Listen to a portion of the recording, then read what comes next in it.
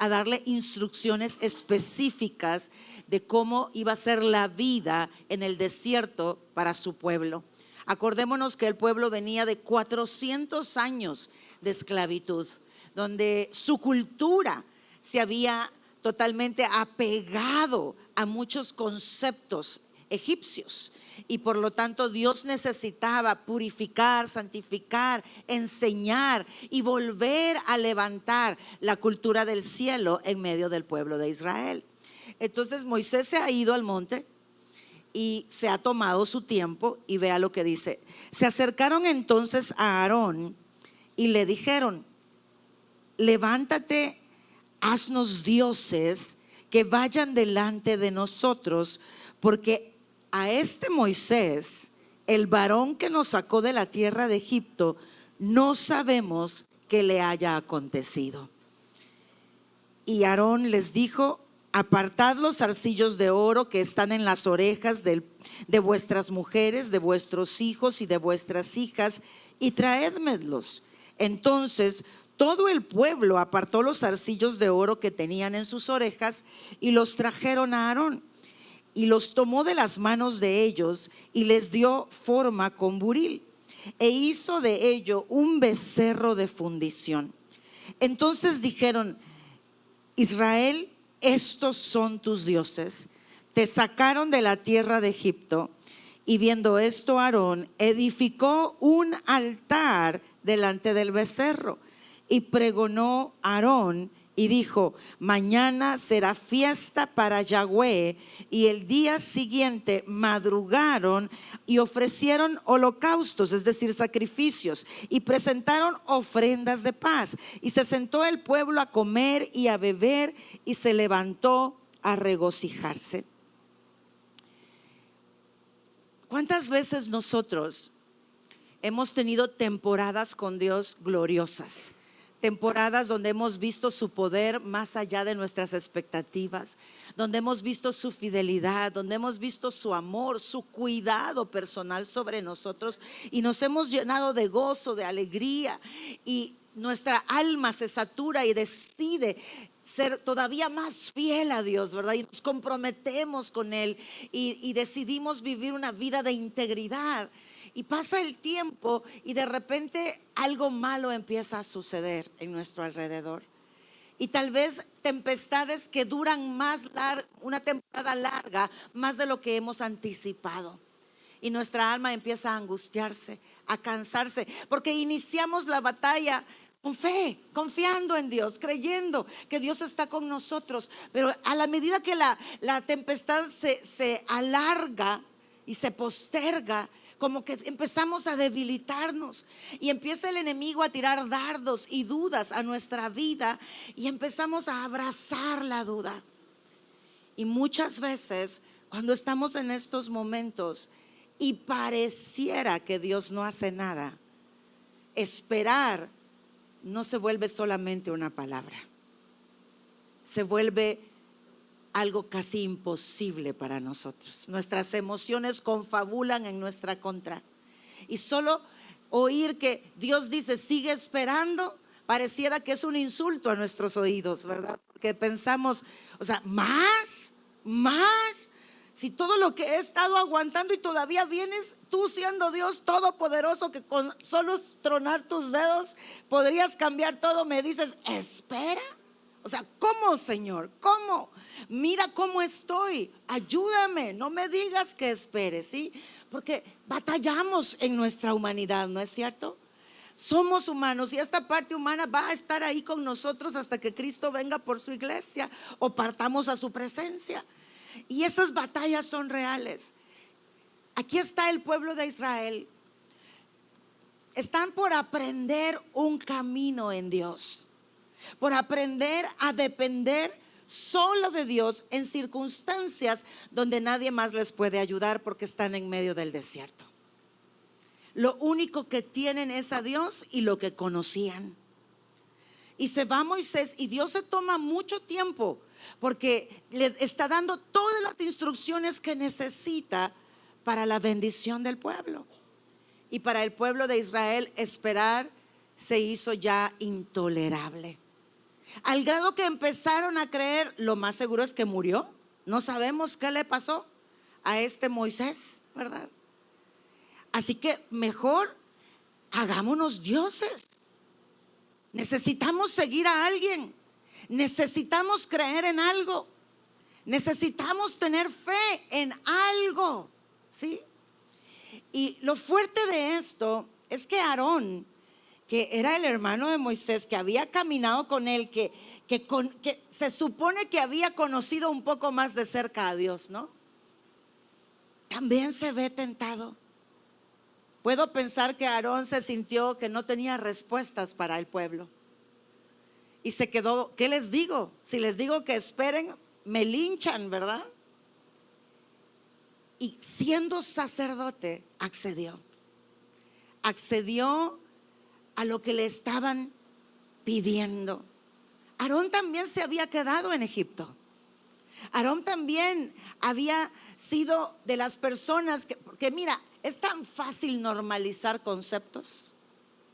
Cuando tú creces en una sociedad donde siempre has visto que se hace lo mismo, terminas normalizándolo.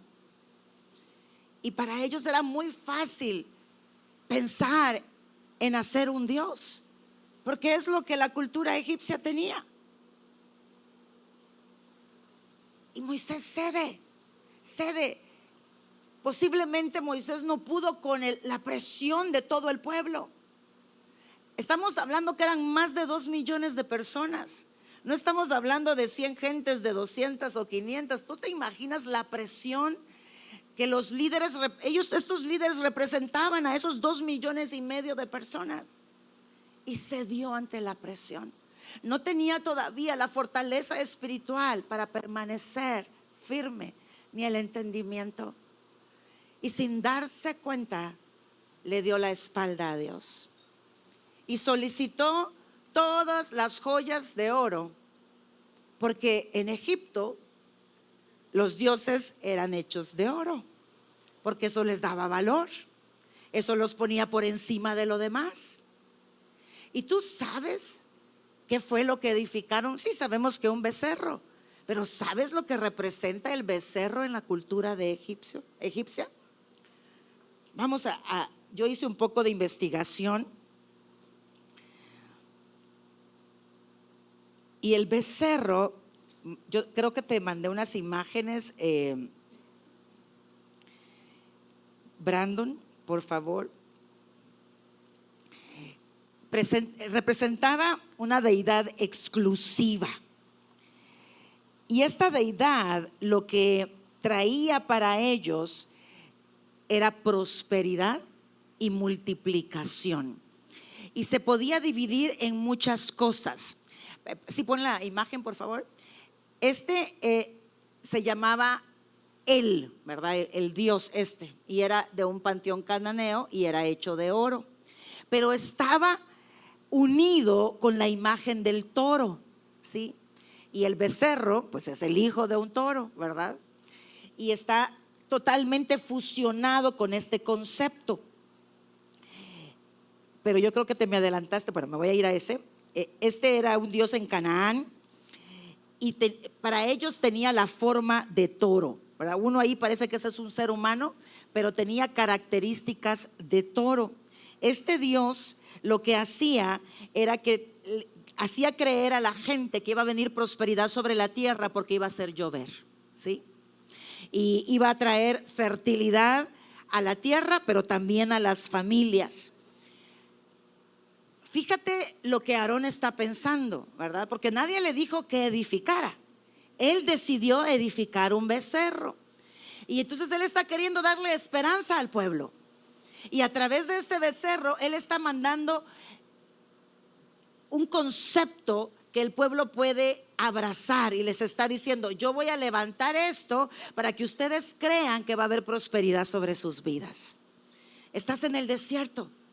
Ya no sabes directamente el rumbo que lleva tu vida. Quieres seguridad. ¿Cuántos de nosotros buscamos seguridad en las finanzas? ¿Sí? Y le damos la espalda a Dios y hacemos de las finanzas nuestro Dios. ¿Cuántos de nosotros decimos voy a trabajar 16 horas al día, aunque eso represente llegar tan cansado que ya no tengo tiempo para Dios, ya no tengo tiempo para leer la Biblia? O quizás representa aún trabajar en domingos y ya no tenemos tiempo para congregarnos. Pero sin darnos cuenta, esa esperanza de seguridad financiera nos motiva y empezamos a voltear la mirada de aquel que dice: confía en mí, yo proveeré, yo bendeciré tu trabajo, yo multiplicaré la bendición de tus manos, yo haré llegar la lluvia sobre tu vida. No voltees a otro lado. Aquí está Aarón edificando una imagen de un ídolo que se parecía o tenía el concepto de varios ídolos que estaban en la región, que estaba comunicando seguridad al pueblo y bendición financiera. Obviamente, la seguridad financiera es un tema importante. Necesitamos solventar nuestros gastos y los compromisos que adquirimos, pero nunca es más importante que nuestra confianza en Dios. Nunca significa desviarnos para buscar confiar en otra cosa por encima de Dios.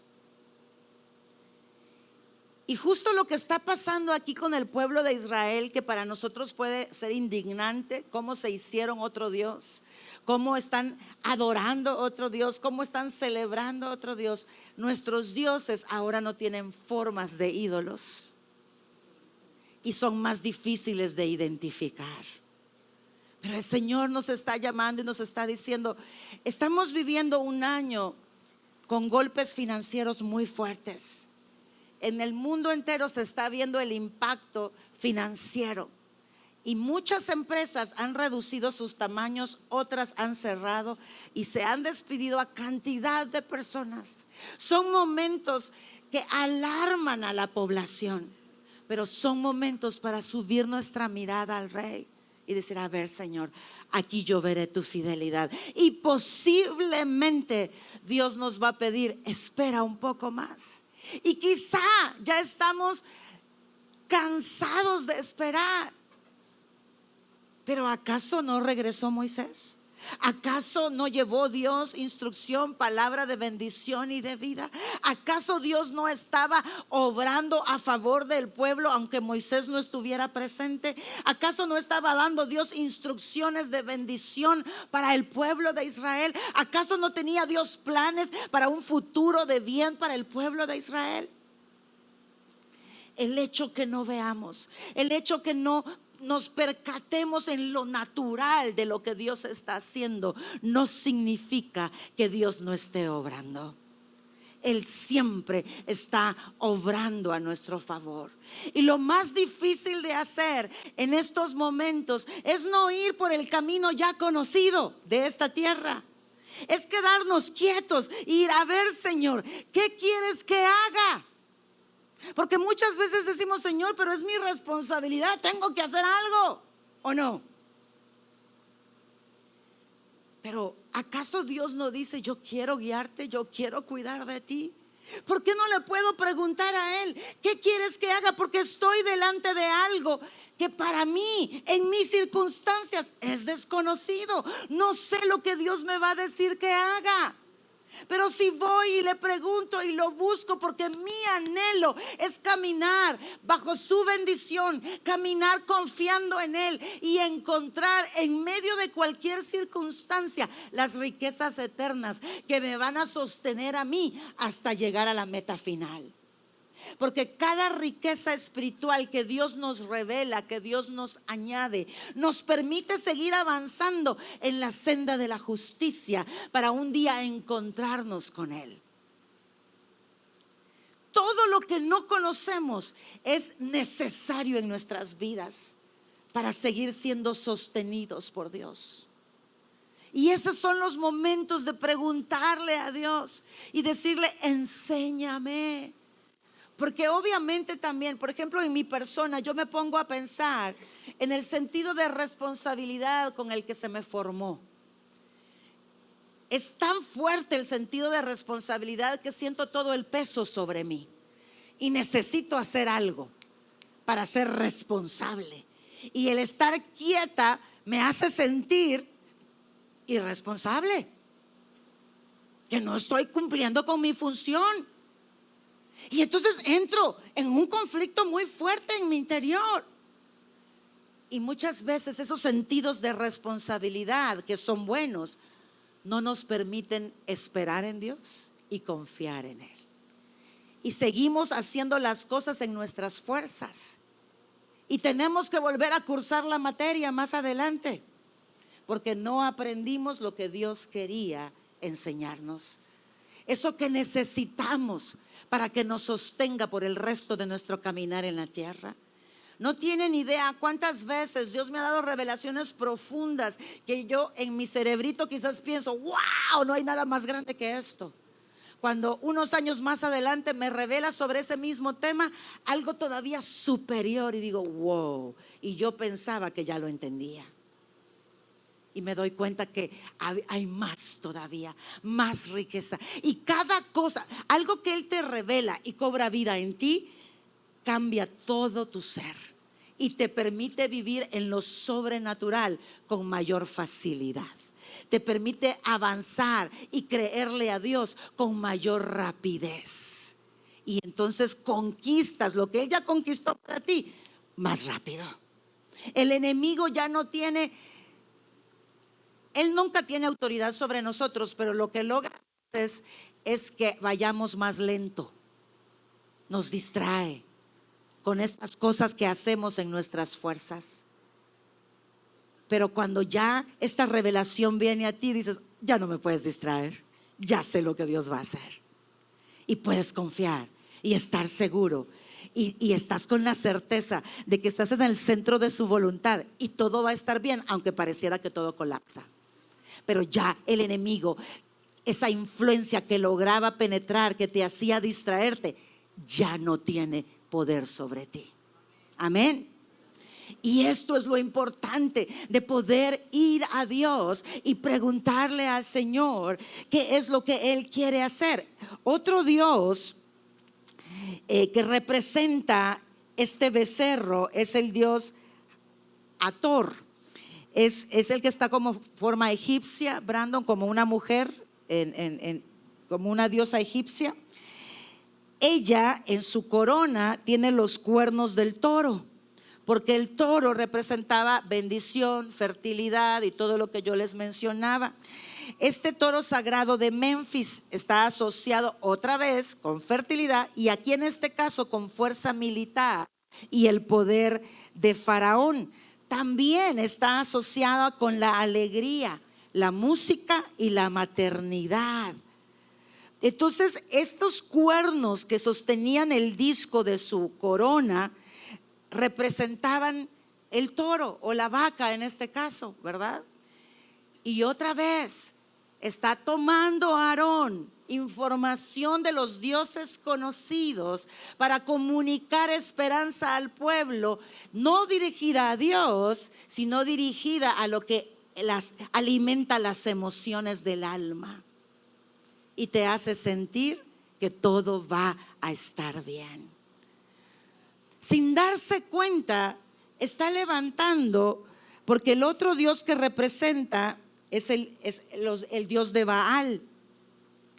Y este es yo me confundí con los dioses. El que pusieron primero es el que representa a Baal y el siguiente es el El. Y el quiero que pongas la otra imagen también, que es la última. Ven en su corona, la foto no logra, es el cuerno que sale acá de su casco. Hay otro cuerno que también representa al toro. Y el de Baal estaba representando soberanía y poder sobre los demás. ¿Qué les estaba diciendo? Ellos en el desierto iban a enfrentarse con pueblos diferentes que podían venir a hacer guerra contra ellos y llevarlos cautivos. Pero con este toro, con este becerro, les estaba diciendo, tendremos poder para vencer. Pero ya no era en Dios, ya era en el ídolo que estaba levantando. Y eso es lo que justamente hoy en día tú y yo vivimos. Vivimos circunstancias apremiantes que pueden desviar nuestra mirada de Dios, y podemos empezar a poner nuestra confianza en mi intelecto, en mi trabajo, en mi posición, en mi empresa, en mi matrimonio, en mis hijos. ¿Me explico?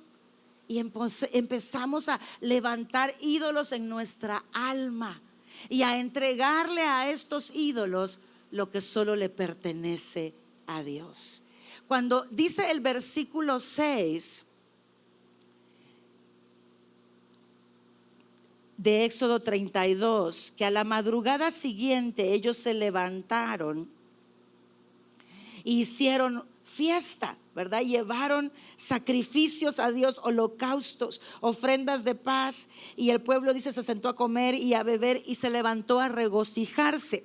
La palabra regocijarse del hebreo viene de la raíz primitiva sahak, y esta raíz tiene que ver con irrespeto, con mostrar inmoralidad y quitarle todo el valor a Dios. Esa fue la forma en que hicieron fiesta. Hicieron fiesta mostrándole irreverencia a Dios y respeto a Dios, y algunos teólogos creen que hubieron actos inmorales a raíz del exceso de alcohol. Esa adoración a ese becerro terminó en algo que literalmente rompía su vínculo con Dios, en actos que Dios ya les había mostrado que no eran agradables a Él. Ahora quiero que veamos la reacción de Dios.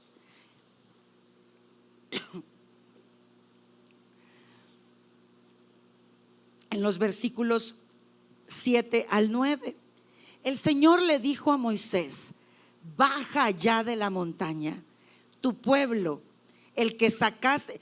Fíjese cómo empieza Dios a hablar. Ya no es mi pueblo, ya era de Moisés. Tu pueblo, el que sacaste de la tierra de Egipto, se ha corrompido.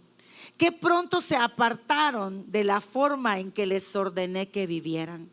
Fundieron oro y se hicieron un becerro, y se inclinaron ante él y le ofrecieron sacrificios. Andan diciendo: oh Israel, estos son tus dioses que te sacaron de la tierra de Egipto. Ahora quítate de en medio, le dice Dios a Moisés, para que mi ira feroz pueda encenderse contra ellos y destruirlos. Después, Moisés, haré de ti una gran nación. Obviamente estamos viviendo en el tiempo en que Jesucristo no había muerto en la cruz del Calvario. Esto es lo que viviríamos sin el sacrificio de Jesucristo. Habría un castigo eminente que representa muerte física, y si hay muerte física ya no hay esperanza para salvación, porque el alma reside en nuestro cuerpo, ¿sí? Pero antes de Cristo, esta paciencia de Dios que hoy vivimos, esta misericordia nueva que se levanta cada mañana, en la que tú y yo fallamos. ¿Para qué? No fallamos para seguir fallando. Dios está esperando que volvamos nuestra mirada a Él para llegar a nuestro corazón y salvarnos eternamente. Porque podemos ver la reacción del Padre. Dice: a ver, estos se olvidaron de mí, me dieron la espalda, corrompieron su alma, se desesperaron, se cansaron. Yo les expliqué el motivo de la decisión de levantar otros dioses del pueblo de Israel. Lugares donde tú y yo caemos muy frecuentemente, lugares de desesperación. Pero Dios dijo: yo ya les había dicho cómo caminar, yo ya les había mostrado cómo vivir. Yo quiero preguntarte, ¿nos ha dicho Dios a nosotros cómo hacer las cosas? ¿Fallamos a Dios? Por el sacrificio de Cristo no somos consumidos. Ha sido designado un día para el juicio, pero quiere decir que mientras tú y yo vivamos en este cuerpo imperfecto donde hay deseo de pecar, estamos en riesgo. Por lo tanto, Dios dice: cuidado, mírame a mí, sube tu mirada. Cada circunstancia difícil que enfrentas, búscame, encuentra en mí respuestas, porque harán que desvíes tu camino y van a ir poco a poco corrompiendo tu alma. Vas a encontrarte normalizando conductas que no son agradables a Dios. En ese momento lo que Dios estaba viendo era el total rechazo del pueblo de Israel a todo lo que Dios representaba. Y se iban a hacer camino a su manera, iban a buscar su bendición a su manera, iban a construir sus sueños a su manera, y dejaron a Dios de un lado. ¿Cuántas veces hay áreas en nuestras vidas donde Dios no puede llegar? Porque ahí digo: no, es que esto no lo toque, Señor. Todo lo demás ya te lo entregué, esto es mío. Y Dios dice: a ver, eso puede corromper tu corazón. La única razón por la que Dios quiere llegar a esos lugares de nuestro corazón es para darnos a nosotros la plenitud que andamos buscando, donde el mundo te la ofrece. ¿Cuántas veces buscando esta plenitud, buscando esta seguridad, buscando esta paz, te has embarcado en un camino, has entregado todo de ti para después lamentarte y decir: no era lo que pensé? Y te dejó con un sabor amargo, con un vacío más grande del que tenías. Pero ¿sabes qué? Podemos evitar esas decisiones. Esas decisiones que aparentan ser buenas, pero al final no lo son, si tomamos en cuenta a Dios. Dios lo que está buscando es que tú y yo aprendamos a ser totalmente dependientes de Él. Y sí, ser dependientes de Él involucra esa palabra: esperar. Y lo cantábamos hace un momento. Y lo cantamos y suena hasta romántico y lindo, pero en el momento de la aflicción no parece ser romántico ni lindo.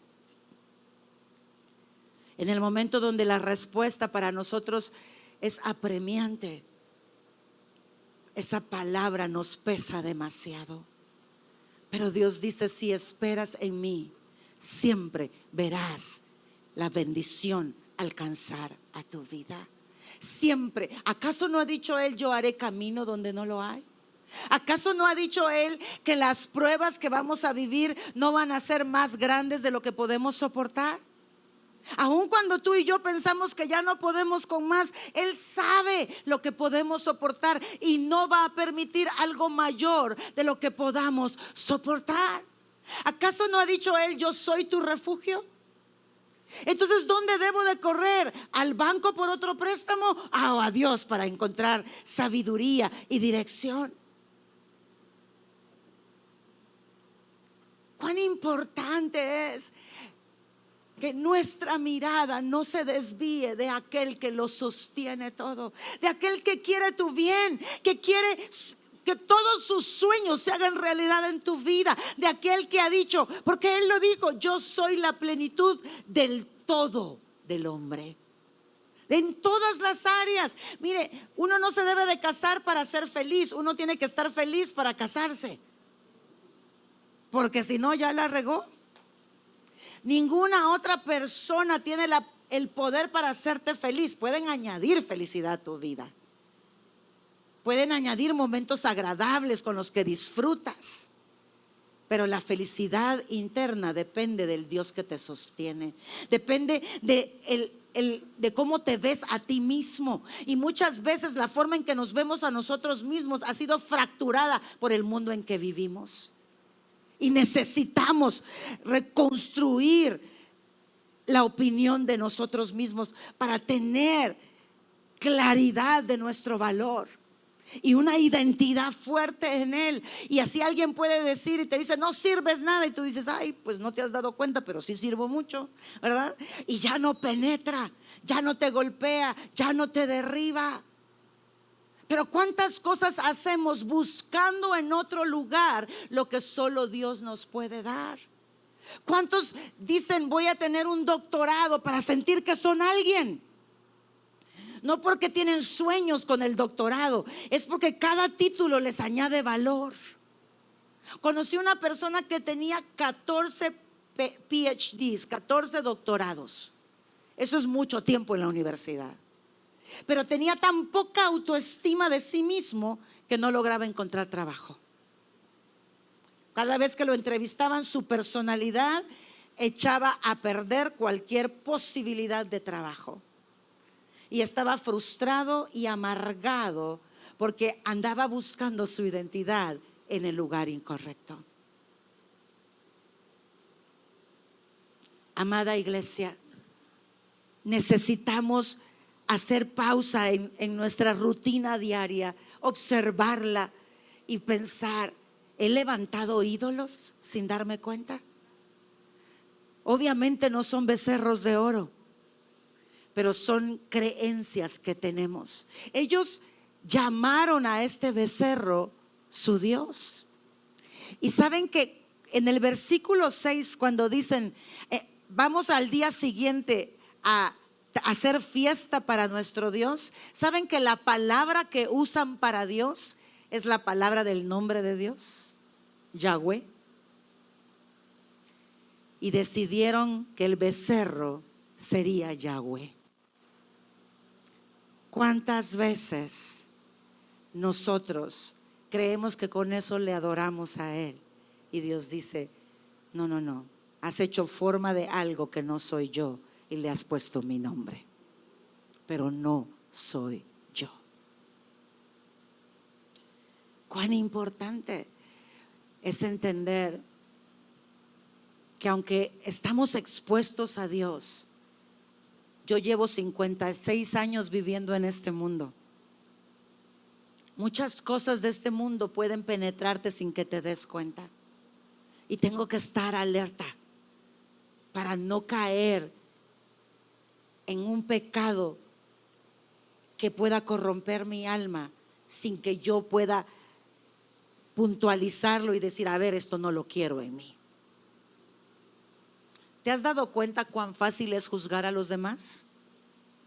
De repente ves a alguien hacer algo y tu mente rapidito, mira cómo le habló, y es líder de la iglesia, oh, Dios mío, no. Y sin darte cuenta. Y como es normalizado en la sociedad, ya viste lo que está haciendo, y ya buscas, ¿verdad?, alguien más con quien compartir.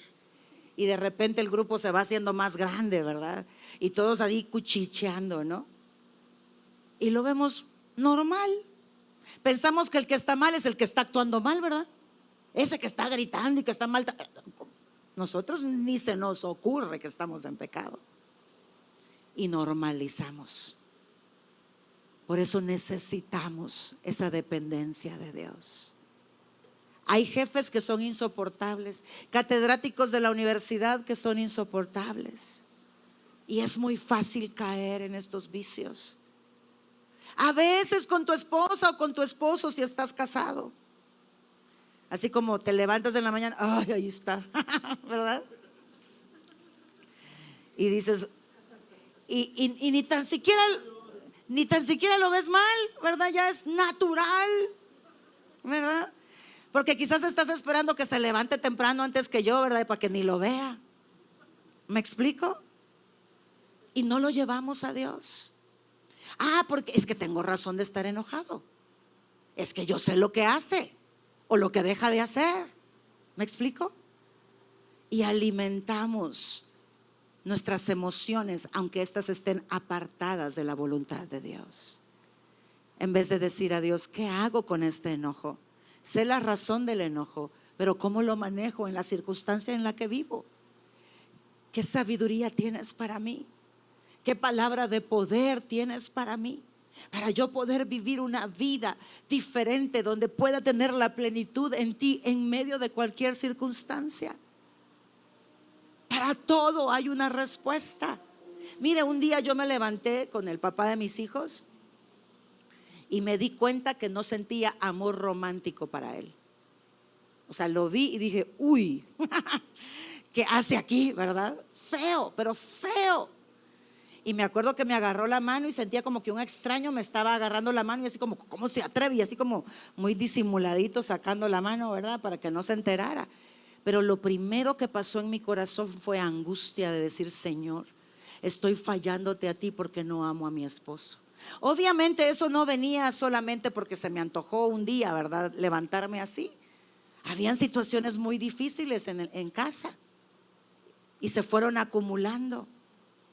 Y recuerdo llevar al Señor esto y le decía al Señor, ayúdame, devuélveme el amor a mi esposo, porque me siento vulnerable y no quiero pecar contra ti. Y ya ve, los hombres que no tienen temor de Dios se prestan para coquetear fácilmente, aunque uno sea casado, ¿verdad? Y ¿sabe cuál era mi forma de pelear contra eso mientras Dios no me devolvía el amor por mi esposo? Cada vez que alguien me tiraba ahí una indirecta, parece sapo, está bien feo, no me gusta, decía yo, ¿verdad? O sea, yo me empezaba a llenar mi cabeza de ideas tontas para no permitir ninguna idea que Satanás pudiera meter en mi corazón que me llevara a un adulterio.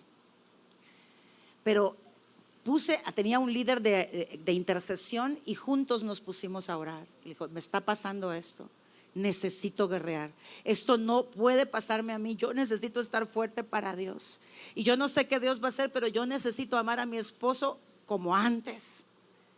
¿Cuántas veces vivimos circunstancias en familia, con tu hermano, con tu hermana, con tu novio, con tu prometido, con tu esposo, con personas que te han hecho daño y no se te ocurre que puedes amarlos a través del amor de Dios? Porque lo que te han hecho es tan doloroso que lo único que piensas es no volverlos a ver en tu vida o sacarlos del mapa.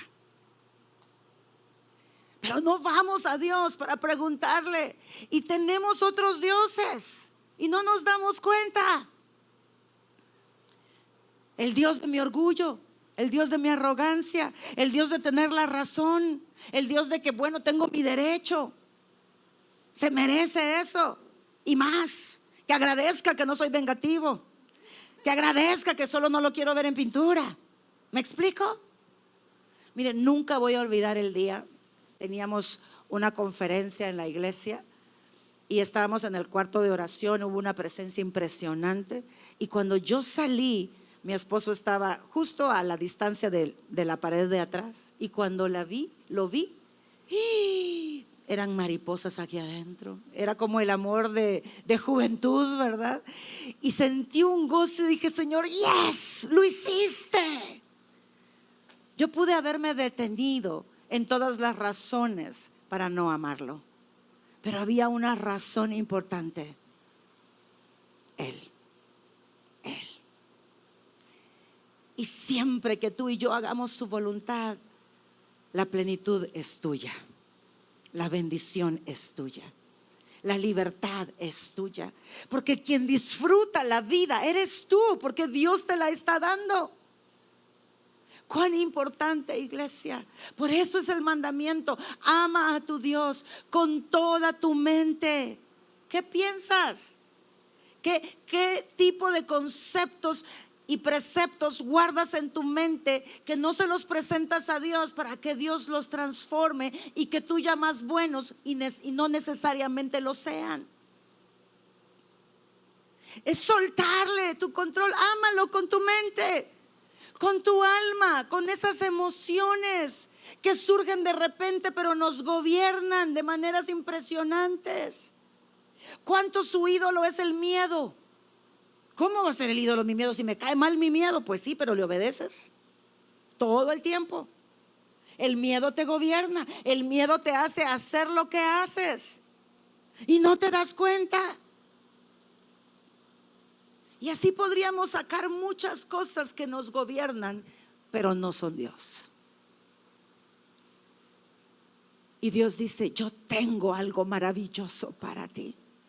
Ahí donde tú lo ves imposible, yo soy tu Dios, yo puedo. Pero seguimos dándole demasiado poder a la imposibilidad humana. Sí, no podemos. Es que mire, la Biblia está llena de que no podemos, pero también dice, todo lo puedes en Cristo que te fortalece. Pero ¿cómo voy a poder? A menos que descubra eso que Dios va a hacer en mí, donde voy a tener fuerza en el área donde no tengo fuerza. Amén.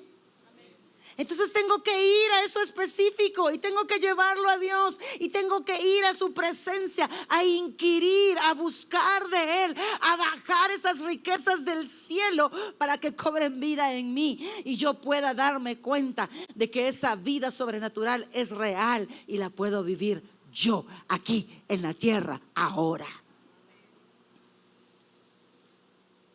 Ciertamente, iglesia, a veces vivimos con un porcentaje muy mínimo de la riqueza espiritual. El tema es que si tú y yo no nos enriquecemos de Dios, podemos empezar a levantar ídolos que van a endurecer nuestro corazón y nos van a ir enfriando y apartando de Dios. ¿Y sabes qué? Hay algo muy peligroso, es tener un corazón endurecido y seguir congregándote, porque te da la sensación de que sigues a Dios, cuando tu corazón ya se lo cerraste a Él y ya tu forma de hacer las cosas es lo que hay y punto. Y Dios no tiene acceso.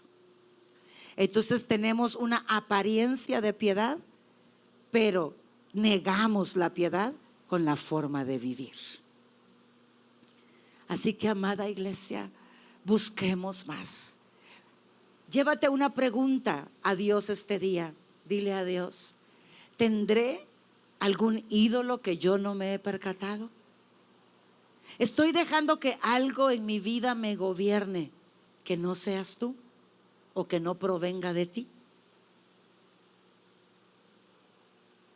Y deja que Dios te lo muestre. Y quiero darte un consejo cuando Dios muestre esto. No te enojes contigo mismo. No te flageles a ti mismo. No te sientas defraudado de ti mismo cuando Dios lo muestre, porque esos también son dardos del enemigo. Dios no nos muestra nuestras debilidades para humillarnos, para hacernos sentir mal o para despreciarnos. Lo muestra porque Él quiere darnos vida, porque Él es el camino, porque Él es el que te levanta. ¿O acaso no dice su palabra que el justo cae 7 veces y 7 veces lo levanta Dios? ¿Y por qué creen ustedes que dice 7? Porque el número es lo único que nos podemos caer. ¿Quién de ustedes ya se cayó más de 7 veces?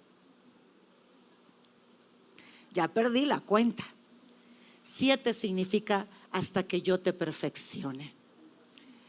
El número 7 representa la perfección de Dios en la palabra. Entonces dice, si el justo se cae 7 veces, hasta que yo lo perfeccione lo levantaré. Y eso es donde Él quiere que pongamos nuestra mirada.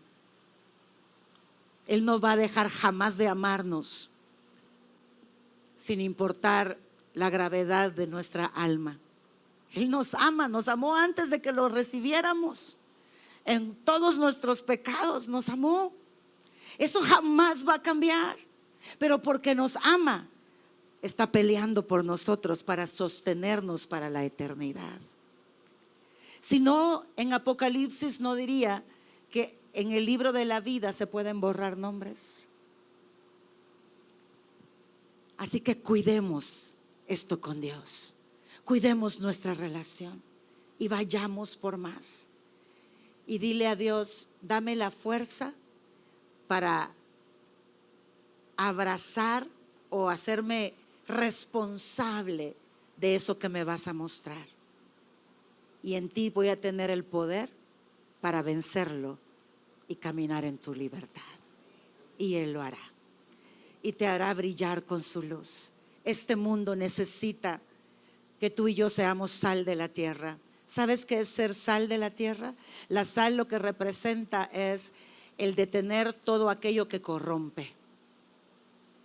Entonces, cuando tú te insertes a cualquier ambiente social, tú vas a ser sal y vas a llevar bendición y vida. Y no necesitas ser sal siendo grosero con la gente o despectivo o rechazando a las personas que hacen lo incorrecto. Es amando como Él nos amó. Pero van a verte a ti y van a empezar a querer lo que tú tienes. Y cuando vengan y te pregunten, les podrás hablar de ese Dios maravilloso que ha cambiado tu vida. Somos muchos. Y si nos empezamos a hacer ese autoexamen y a revisar qué nos gobierna fuera de Dios y empezamos a rendirlo a Dios, allá afuera seremos poderosos para destruir la obra del enemigo, para que muchos puedan conocer a Dios y alcanzar salvación. Amén. Amén, iglesia. Pongámonos de pie.